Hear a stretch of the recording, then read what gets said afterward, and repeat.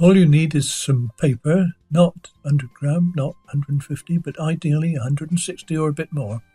Available from your local craft shop or Amazon for a £5. If you need a pattern, go to Pattern Cooler, for example.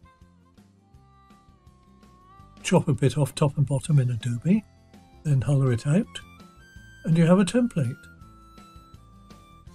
These motifs are in Serif's British Clip Art collection.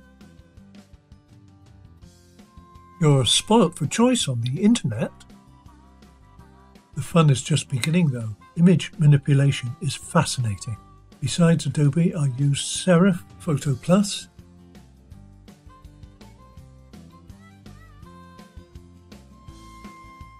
Print Artist in Photo Plus has a range of effects, and its Kaleidoscope feature can produce endless motifs.